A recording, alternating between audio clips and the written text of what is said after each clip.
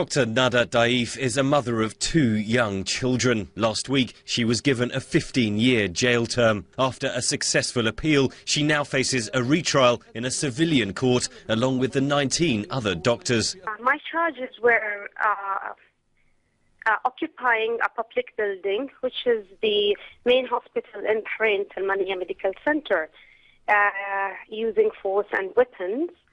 The other serious one was inciting of overthrow of the regime in Bahrain.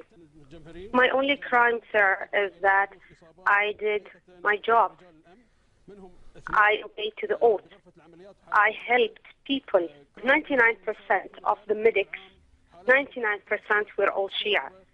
So I think we are being targeted based on our sect. Dr. Daif helped set up a medical tent at Pearl Square in central Bahrain, the focal point of the anti-government protests in February and March. Human rights groups estimate more than 30 people died and hundreds were injured as security forces cracked down on the protesters. The Bahrain government said the protesters were occupying the site illegally and accused them of plotting to overthrow the Sunni Al Khalifa monarchy.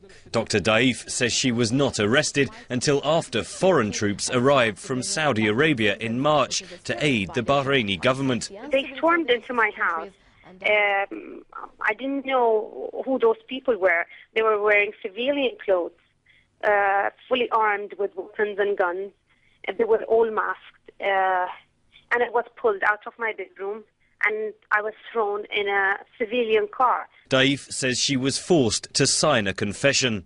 I signed many, many papers in many occasions. And they would beat me and kick me and spit on me. Threaten me with rape. Saeed Boumadouha of the London-based human rights group Amnesty International followed the military trial closely. It is a military court. The president of the court is a military officer. The prosecution is a military prosecution. The place or the building belongs to the military judiciary, which is part of the Ministry of Defense or the BDF, Bahrain Defense Force.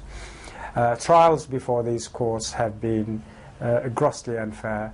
Dr. Daif has been released while she awaits the retrial.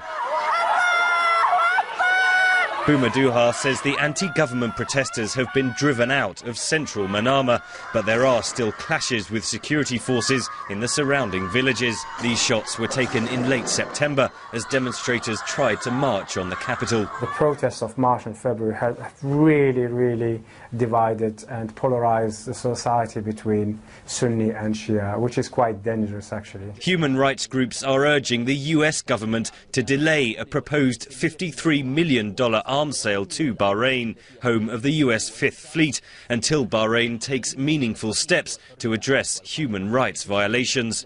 Henry Ridgwell for VOA News, London.